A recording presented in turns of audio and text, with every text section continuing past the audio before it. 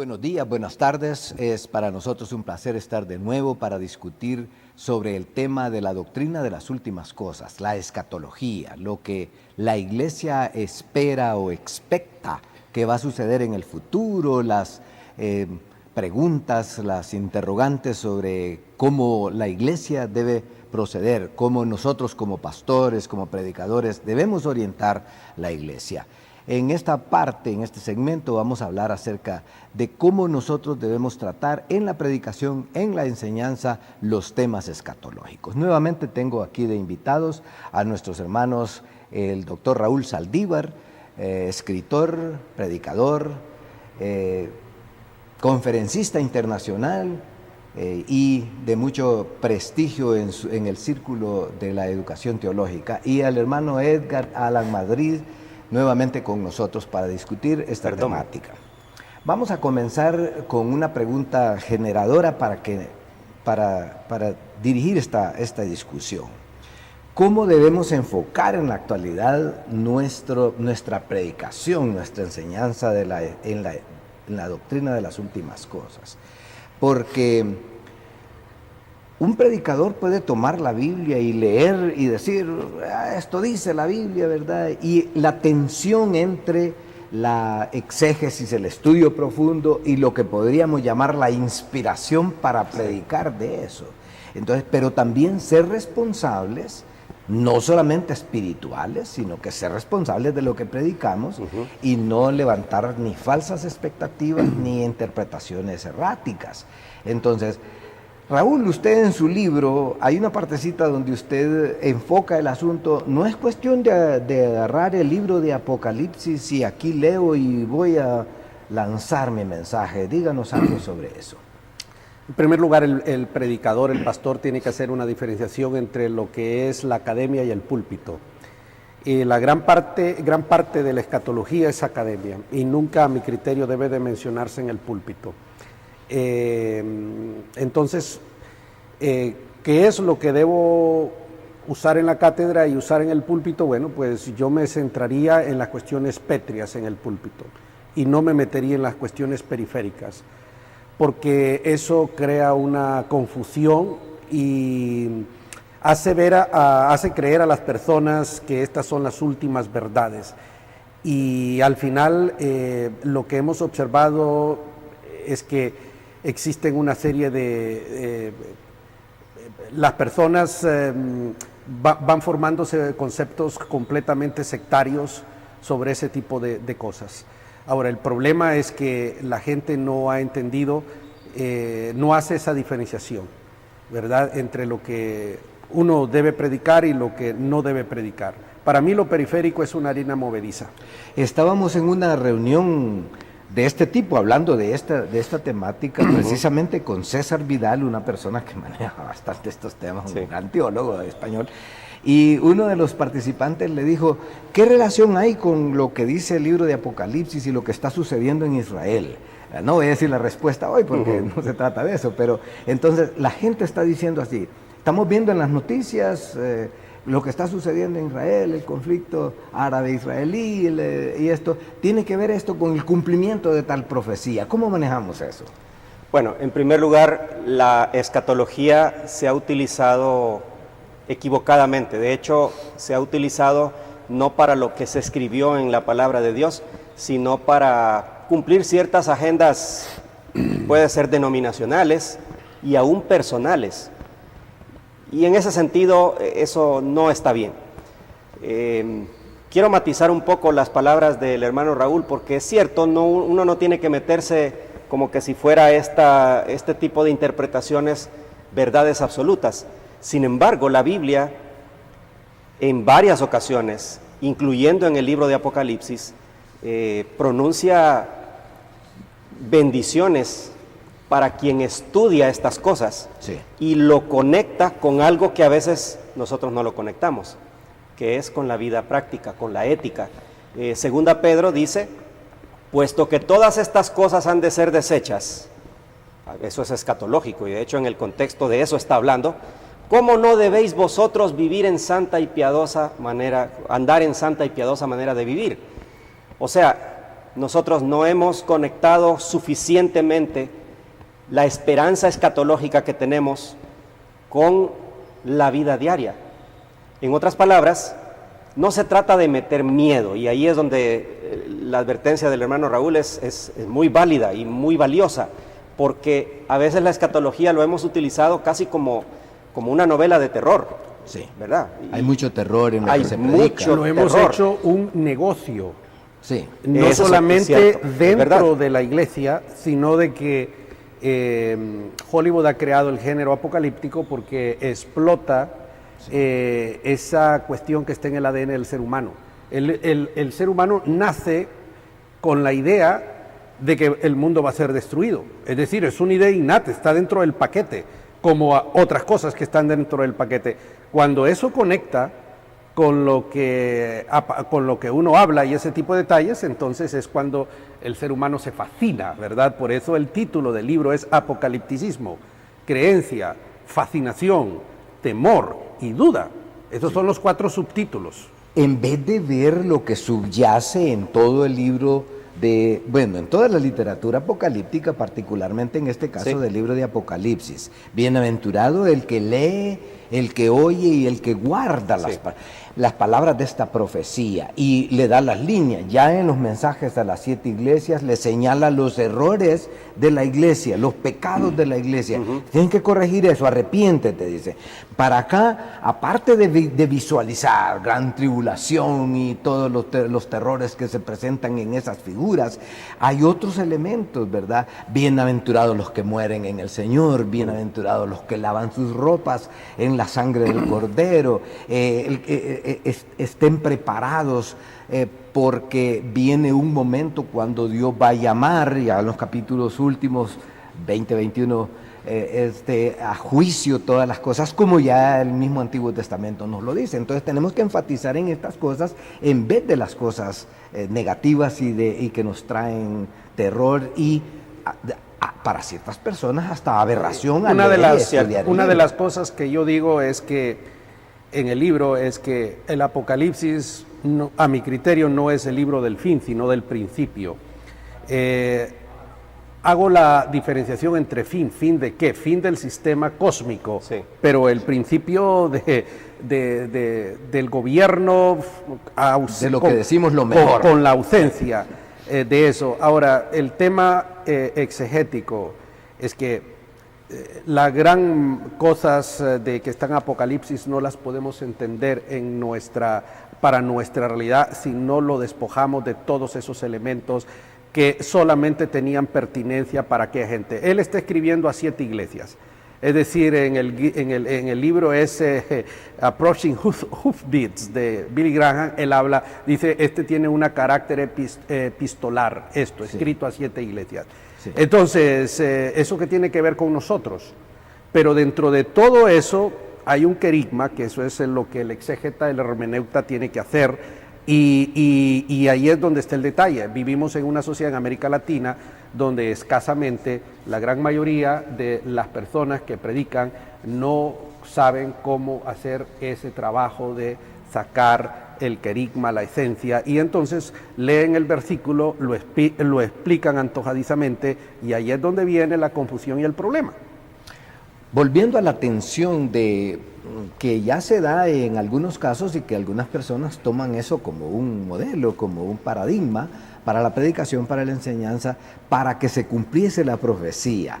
Entonces, tal y tal cosa está sucediendo en el mundo, entonces se está cumpliendo la profecía. Siempre eso es así. ¿Cómo debemos manejar responsablemente eso? Porque podríamos estar simplemente especulando sobre cosas que más bien nos pueden confundir. ¿Cómo manejamos esa idea, ese paradigma de la Biblia, del Nuevo Testamento? Precisamente hay que despojar a la escatología del ropaje especulativo del que la hemos rodeado. Sí. Y los culpables somos nosotros, los evangélicos, los maestros de Biblia, los predicadores, que vemos una oportunidad y ocurrió un desastre e inmediatamente lo asociamos con cuestiones escatológicas. En general, uno puede decir que la providencia de Dios sostiene el mundo y el universo. Precisamente esa es una de nuestras creencias. Y además que el mundo y el universo están caminando hacia los propósitos que Dios tiene. Entonces, si alguien me dice, la matanza que hizo ISIS, el grupo islámico, ¿es un cumplimiento de la profecía? Bueno, yo podría decirle, en general sí, porque Dios está cumpliendo sus propósitos en el mundo, claro, pero es muy general el asunto. Sí. ¿En qué versículo está la matanza de ISIS? No, ahí sí ya no, o sea, y ahí es donde empezamos a especular, o cuando empezaban a decir en la década de los 80s y 90s, por ejemplo, que la bestia de la que habla Apocalipsis era... La computadora de Bruselas. Sí, por ejemplo. Sí, sí. Aquí surgió una teología, que sí, el anticristo iba a ser un ciudadano de Dinamarca, ajá, porque en los 144.000 no aparece la tribu de Dan. Denmark. Sí, todas esas relaciones. Y vino un teólogo español. Hoy viene una historia, pero bien presentada. Claro. Y entonces uno dice, hombre, porque la lógica aristotélica estaba ahí. Entonces el anticristo va a ser un danés. Sí, en realidad cuando lleguemos, y ese es el punto, ¿quién iba a anticipar antes de la primera venida de Jesús que Jesús iba a nacer, o que el Mesías iba a nacer en un y que lo iban a poner en un pesebre después de nacer?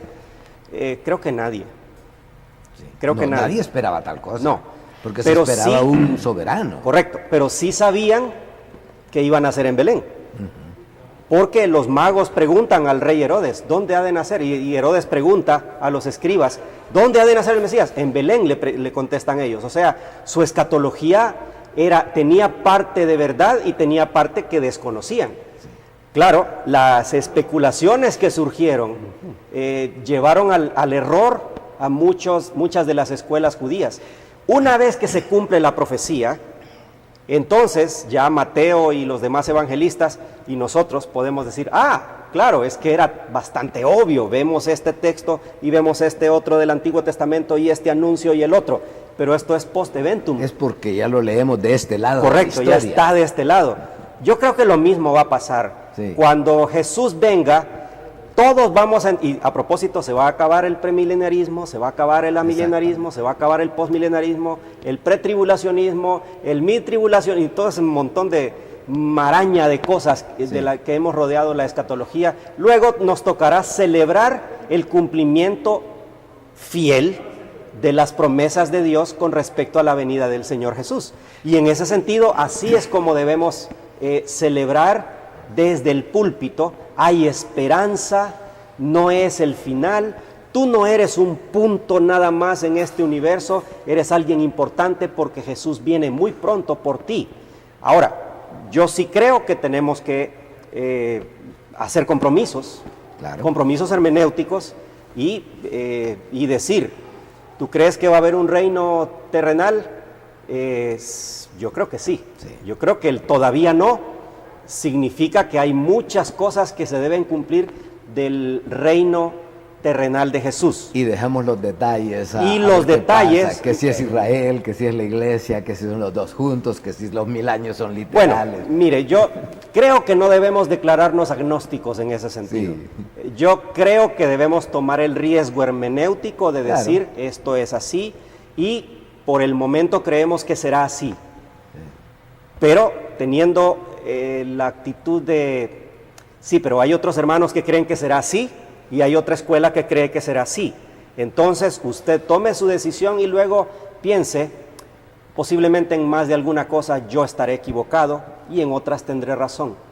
Entonces no vamos a dividirnos, a pelear y a volvernos enemigos con los que creen distinto. Pero otra vez, debe de salir eso, no de una inspiración el Señor me dijo, cierto, sino a partir de la palabra revelada, de un estudio responsable. Naturalmente aquí hablamos de exégesis, el pueblo no hace exégesis, y ahí es donde tenemos el problema. Hablábamos anteriormente de que una de las fuertes razones por qué el premilenialismo, el dispensacionalismo clásico tuvo tanta aceptación es porque los que se pusieron a estudiar, nadie les podía ripostar, esto no es así porque no somos buenos estudiosos, y ahí es donde tenemos el gran desafío.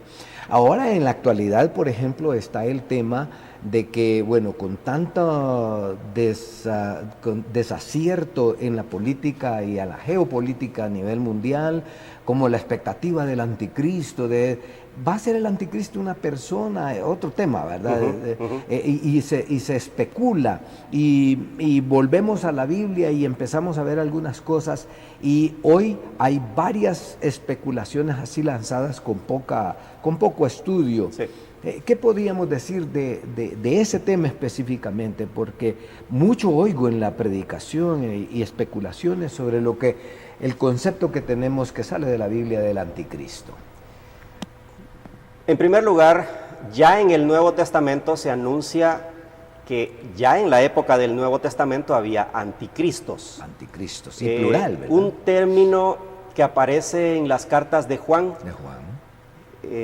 Y bueno, de forma interesante también en Apocalipsis. Sí, y Jesús lo mencionó, y vendrán Jesús, falsos cristos. Correcto. Y en ese sentido, tenemos que entender que el anticristo no es tanto el que se opone, sí, aunque también incluye, pero también el que se opone sustituyendo a. De hecho, Juan dice en su primera carta, todo aquel que no confiesa que Jesucristo ha venido en carne, ese es el anticristo. El anticristo. Y desde esa perspectiva, anticristos ha habido a través de toda la historia. Por supuesto, existen interpretaciones de Daniel, de Apocalipsis, de Segunda Tesalonicenses también, que parecen apuntar a la existencia de un personaje, de un personaje que va a ser como o que va a ser como la suma de todos esos anticristos, que se opone a todo lo que se llama Dios, etcétera, etcétera, etcétera. Por supuesto, podríamos entrar en más detalles, pero creo que no debemos especular tanto. Yo diría, en primer lugar, no ponerle nombre y apellido. Sí. Recuerdo cuando estaba en la Unión Soviética Mikhail Gorbachev, sí, que tenía una mancha en su cabeza. Entonces ahí está el 666, sí, ¿verdad? La marca de la bestia la tenía. Es exagerada especulación. Sí. En tiempo de Mussolini, Hitler, anticristos, hasta se dijo en los 90 de Saddam Hussein. Saddam Hussein era el anticristo, Obama ha sido puesto ahí como un posible anticristo, es decir, ese es el error, sí, ese es el error. Creo que lo que debemos hacer es decir qué es lo que enseña la Biblia al respecto. Correcto. Si la Biblia parece hablar acerca de alguien, de un líder que se va a levantar antes de la venida del Señor. Dice, no vendrá sin que antes se manifieste el hombre de pecado. Sí, eso dijo Pablo. Y une con eso lo de la apostasía, que cierto, es otro tema. Es verdad. No sé qué tan profundo podemos, pero sí esos dos temas están relacionados en la teología de San Pablo. Es que tenemos que tener claro, la Iglesia nunca habló de eso. Esto es nuevo. Si lo vamos a poner en la dimensión de tiempo, de la época de Jesús, el tema del anticristo, así como se presenta un ser personal, homosexual, voluntarioso, dictador, que va a romper un pacto, que va a perseguir a los judíos y todo eso, esa es una cuestión bien nueva. Nueva. Es nueva. Es decir, no se detuvieron después de los padres de la Iglesia. Yo en mi época de juventud tuve, por ejemplo, un debate sobre el tema Jesucristo, el anticristo, mito, realidad, con un católico. Entonces uno de los parroquianos que estaba allí en la conferencia preguntó al sacerdote que quién era el anticristo para él, y él lo definió bien: es el otro yo del doctor Merengue, dijo el hombre. Punto, ya. Entonces, ¿por qué? Porque son amilenialistas y porque no creen en ese personaje y ese tipo de cosas. Porque históricamente la Iglesia nunca creyó en eso, ¿verdad? Esa es una cuestión que surge después, y lo explicamos en los programas anteriores, quién populariza eso. Entonces eso tenemos que tomarlo en cuenta. Sí, el hombre de pecado en Tesalonicenses da a pensar de que sí va a haber un personaje histórico, pero y eso es otra vez cuestión de exégesis. Y hay textos que dan a pensar eso, pero también lo que él mencionó de las epístolas de Juan habla de una pluralidad de anticristos, y anticristo es todo aquel que se opone al sistema cósmico, de Dios. Todo eso es un anticristo. Por eso Lutero y le dice a León X que este tío es el anticristo. Claro, porque se oponía, y ahora hay 10.000 anticristos aquí que podemos decir. Entonces ese tipo de cosas tenemos que tenerlas claras, porque decir aquí dice y está hablando de este hombre tal o cual personal, eso es caer en un error. Sí, porque también el sistema socialista se ha, valga la redundancia, asociado con lo que es anticristo, y por eso de este lado del mundo, particularmente el occidente, ha habido tanta polarización geopolítica que ha entrado en la interpretación. Se habló de lo, por ejemplo, se habló cuando los 10 cuernos, que eran las 10 naciones de la Comunidad Europea, después fueron 12, ahora son casi 30. Ha habido un abuso. Por eso hablo yo de la charlatanería, y yo creo que ya basta de ese montón de cosas. Se ha dicho demasiadas mentiras en el púlpito, se ha abusado de eso, se han hecho interpretaciones completamente incorrectas, tanto de académicos como de no académicos, y yo creo que es hora que nosotros pongamos punto final a eso, pues estamos confundiendo, haciendo un daño.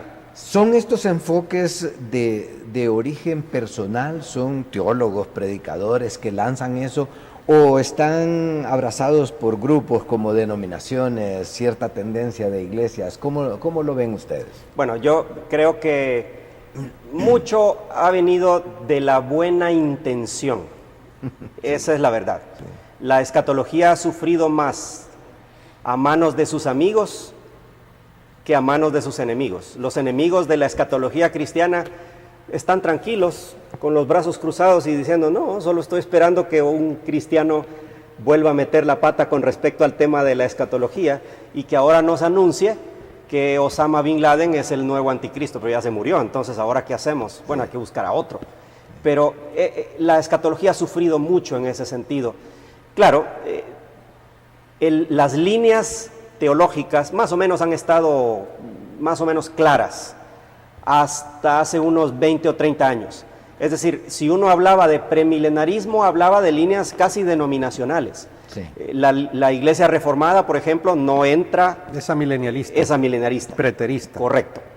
Pero las iglesias congregacionales, las iglesias que vienen de las enseñanzas de John Nelson Darby, por ejemplo, las que vienen de los hermanos de Plymouth, las alas evangélicas, la iglesia centroamericana. Ahora los bautistas están divididos. Están divididos, correcto. Los bautistas del sur, hay un sector que es amilenialista y el otro premilenialista. Correcto. Por ejemplo, los que vinieron a Honduras, los bautistas del sur que vinieron a Honduras, eran amilenialistas.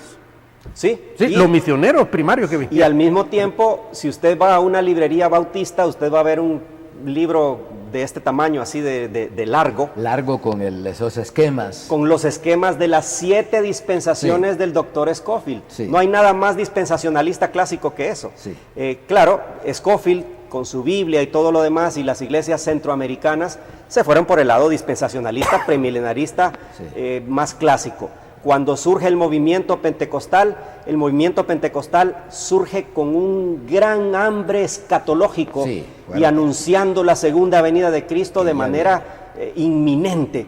Entonces, claro, el esquema premilenarista dispensacional casó muy bien con el movimiento pentecostal, de tal manera que hoy 4 de cada 5 evangélicos en América Latina que son pentecostales, la gran mayoría de ellos son también dispensacionalistas, en el sentido escatológico del término dispensacionalista. Muchos de ellos ni creen en dispensaciones ni saben qué es eso, pero sí hablan acerca del arrebatamiento y dicen, te vas a quedar si no vienes a la iglesia.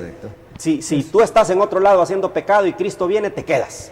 Entonces eso es un esquema dispensacional, aunque ellos no lo sepan. Y en el sentido, en la convicción de varios de ellos, precisamente en eso se basa mucho del éxito de la predicación, ¿verdad? Cierto. Es decir, no quiero llamarle, pero no hay otro término que llamar, en casi como retar con asustar, necesitas arrepentirte porque mira, es inminente lo que va a suceder luego, y eso se ha utilizado Bueno, no podemos decir que... Quiero centrarme en una, positivo, ¿no? porque no lo hemos mencionado en estos programas, pero voy a lanzar el asunto. Por ejemplo, hablamos eso, arrepiéntete porque te quedas en la tribulación.